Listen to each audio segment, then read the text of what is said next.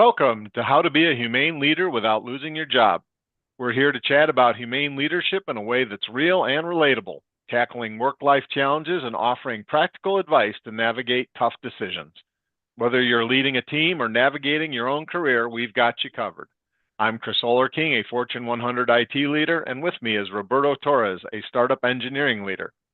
We'll dive We'll dive into the real world stuff, share experiences, and offer guidance on leading with compassion while keeping your career on track. Today, we'll discuss how and why bad managers might demote you to remove you instead of outright firing you, and how you can deal with this situation. Hola, Roberto. I hope this never happens to you. Well, let me tell you that once a boss tried to demote me. So yes, I had this experience in my life. Well, how did you start to deal with it? I have some ideas, but what did you do? Well, actually, it took me by surprise. I didn't expect that because in my mind, I was a good performer. I was actually head of engineering of a company, and I was behaving correctly and doing stuff. Excuse me. And I was doing stuff okay and exceeding the expectation. But this boss wasn't happy with me because usually he was a market management guy who liked and loved that you say always yes to the stuff. And it wasn't that I was complaining. It was something that didn't make sense to me. And I say, no, should we do this? Should we go this? But yada yada. The thing was that, yes, he took me by surprise. And he told me, Roberto, I'm going to demote you from head of engineering to engineering manager. And I said, why? And we talked, and it was kind of frustrating expressing myself to this person because he couldn't see behind his own vision. His own vision was the correct one, not the business nor other stuff. So it was really, really frustrating. The thing was that at some moment I thought to myself, okay, he wants me to demote me. Got it, but I won't be resigned. I have a commitment to my team. If I allow this, he will crush my team, and I won't allow it. So basically, it was like that. Yeah, you have to come up with what your coping strategy is, Yeah, right? You have to figure out, well, it's impossible for us to change others' behavior, right? We can talk to them, we can coach them, whether it's up or down the organization, but we can't physically change them. We can try and get them to change through coaching, but we don't control what they do.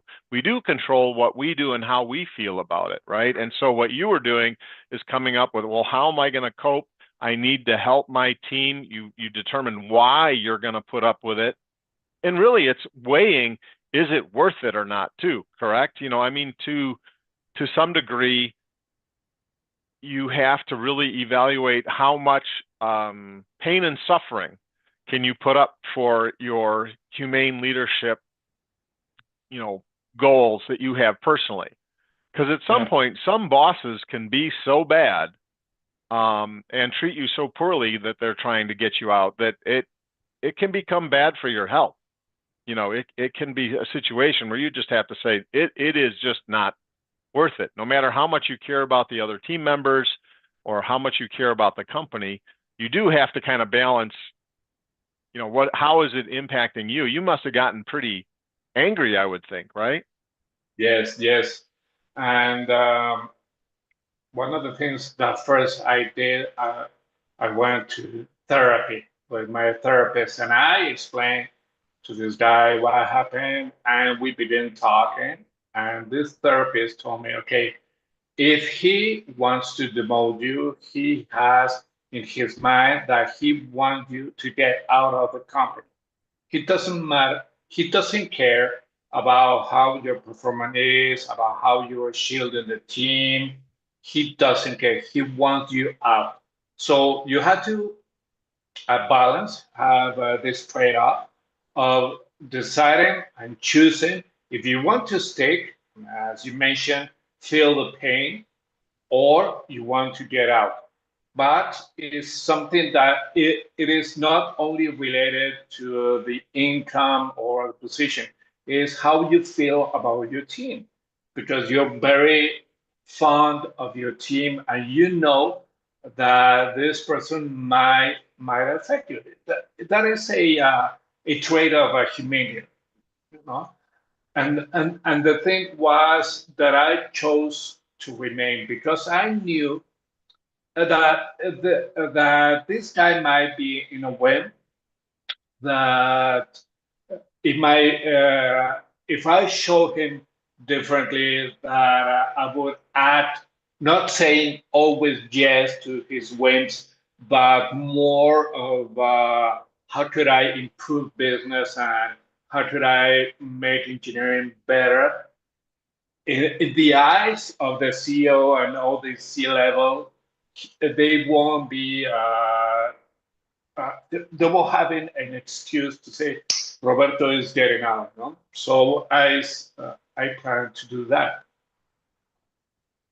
Yeah, yeah, Um, yeah. It certainly, you have to have that plan. Very early in the situation, I wouldn't certainly, I don't recommend to people just brushing it off like, oh, well, he demoted me. It's no big deal. There's usually something else at play, right? The reason why they're doing it could be twofold. In my experience of observing um, other leaders in situations like that, I've seen them do that when they are new to that leadership role. So in other words, they were put in above this person that they're demoting, and because they didn't do the interviewing and hiring for that person, they just want to replace the people so that they're kind of picking people that are loyal to them, I guess would be their perspective. That's the way I've heard it explained to me, is why their justification for what they were doing to these other people that I felt they were being pretty inhumane to. But it was absolutely a strategy to get them to either move on to a different role in the company or leave the company so that they could hire into those positions and pick people that they wanted to pick. So that is something to watch out for, is that if someone new gets hired above you, whether it's hired from the outside or a transfer internally within the company, be aware that that new leader above you may be the type of leader who wants to, pick all new leaders that are directly below them. Now, you'll see this frequently at the CEO level, right? New CEO comes into a company, almost half the vice presidents that report to that CEO usually are gone within a year and a half. Why is that? Is it because all those VPs were incompetent? No. It's that CEO had a bigger ego than those vice presidents and wanted to pick their own leadership. Now, sometimes it's also mutual, right? That hey, the new leader came in. I was in line for that job, I thought, and now they brought in some new leader, and it'll be years before I could possibly move into that role. So people may choose to move on, but I think in many cases, the inhumane leader doesn't really want to give those direct reports a fair shake, a fair evaluation. And it's just sometimes you're just not going to overcome that. You have to kind of balance, is this a situation where you believe you can convince that boss, that bad manager who's demoting you and treating you poorly, can you convince them that, hey, you really are the best? Can you form a bond? And it will probably depend on the time frame, right? If they're kind of putting you on a performance review, they demoted you and said, and you've got 6 weeks to improve your performance or you're fired, they may be trying to get you to quit so they don't have to pay severance or pay unemployment or anything else. Because if you quit, you don't get unemployment, at least in the United States, you don't get the severance package, you don't get unemployment benefits. So sometimes those bad managers also have very evil ulterior motives, right? They're trying to get you to quit And then they can tell HR, oh, gosh, the person quit, so we'll have to replace that position. I'll create the job posting when that was their plan all along. Indeed, indeed.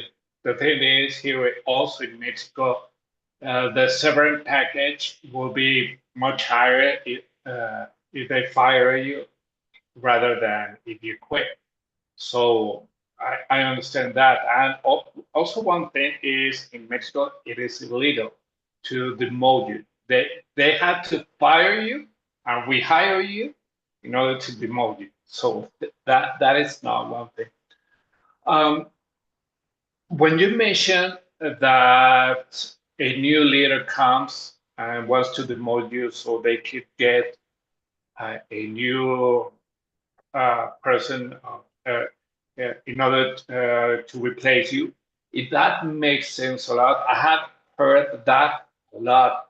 I have heard that yes, a new CEO comes and makes these movements, but also in the maybe in the upper management positions as well. And I think that is something that they have in their mind saying only my team is the one that provides results because I'm a CEO or had been a head or something because of the people who surrounds me. But the thing is that those kind of person have low self-esteem because they don't want to try, not try, but they don't want to work with you. We have this metric that we have to meet. We have this project that we have to create.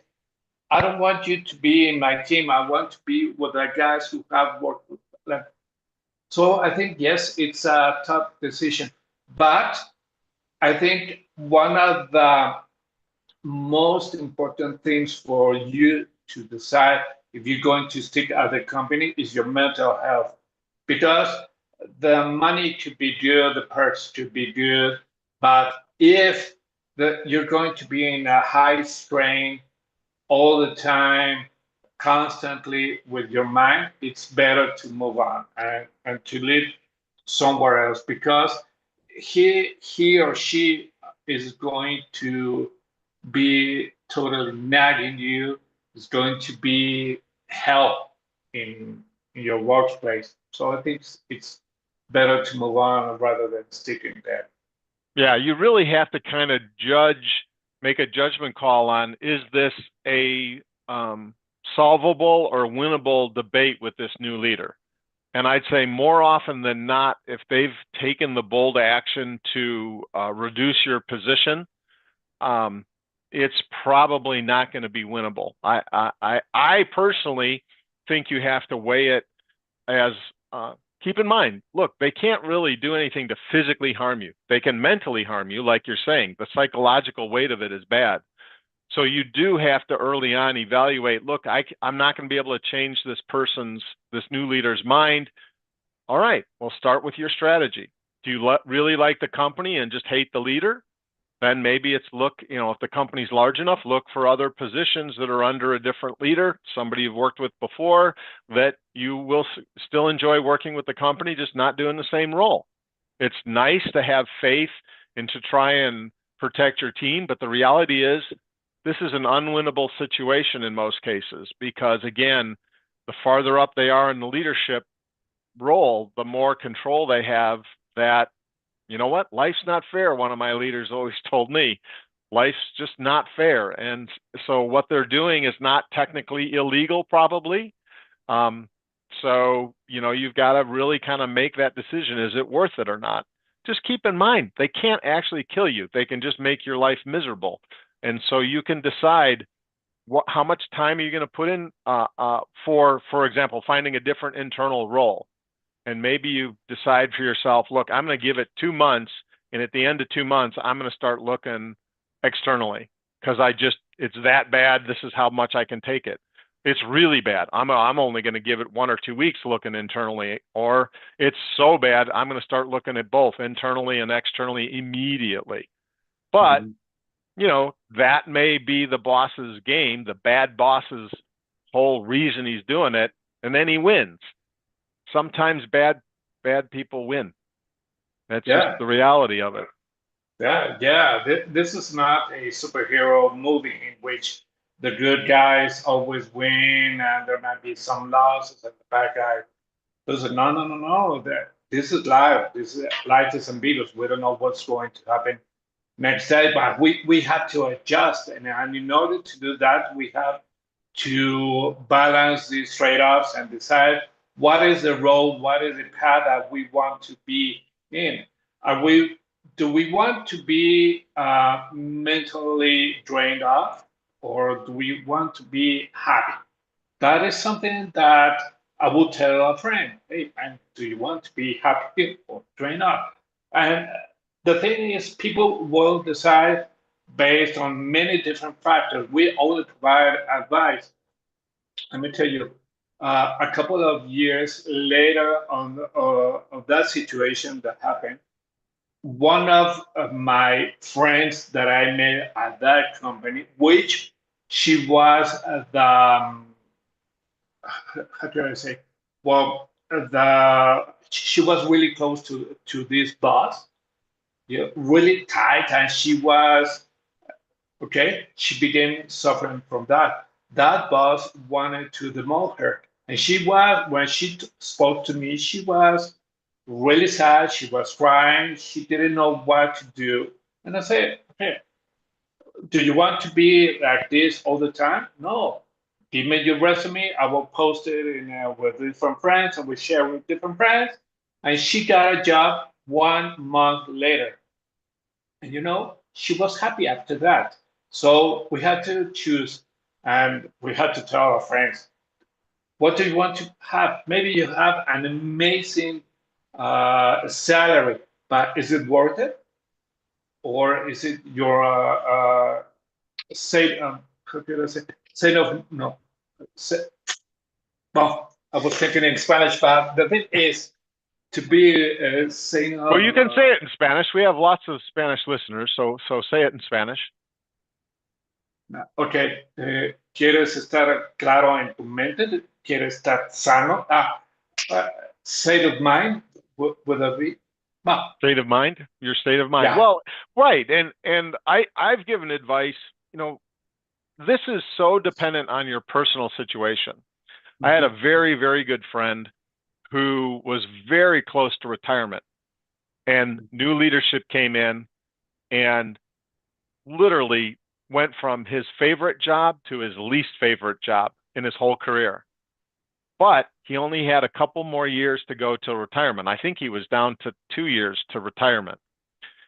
And I told him, I said, look, move into a different role in the company might be possible, but he was pretty senior leader, so it would be tough to find a role when you're that level. There just aren't that many roles, and they don't open very often. I said, or you can realize this is not a firing squad situation. They cannot put you in the electric chair. They can't put you in the firing squad. They can't execute you. They can make your life miserable, but you're so close to the end of the race here. I think in this particular situation, I was like, you just need to put up with it. I mean, it was hard for him to take that advice initially, but he was because it was just so bad. He's like, it reminded him so much of other bad things we had been through together. And I'm like, look, I put up with it way longer than you did. So take my advice, put it in perspective. They can't they can make you physically ill. The stress can make you physically ill. But if you manage your mind and say, look, I am going to put up with this. This is a 2-year prison sentence then, right? And in this case, because it was a retirement situation, you can put up with it. You can put one foot in front of the other, keep moving, and before you know it, the 2 years will be up. And sure enough, he made it to the 2-year mark and was considering retiring. And get this, they decided to lay him off and give him a severance package. So he was actually going to leave and it wouldn't cost him anything. And he ended up getting a nice severance package, extra pay, extra medical. And he's like, You were right. In this particular case, my advice was correct. You can put up with it. It's gonna be terrible. And we had to talk about it a lot. We ended up talking on the phone more frequently than we usually did during that time Mhm. period because it is a stressful situation to manage. But each person has to do their own math. Is Mhm. it worth the stress? Is it worth the health? Is it worth the hours you're going to have to put in? Is it worth the money? It all depends. If you were only 35 years old and this was happening, I would not have told him to stay another 2 years, right? Because the situation would be different. Even if it was the same amount of money and same amount of grief and the same leader, the reality is 2 years from now is only going to be 2 more years from now, and you still got another 30 years to work. So in that, if he 35, I would have told him to start looking for something else immediately. But it was a different situation.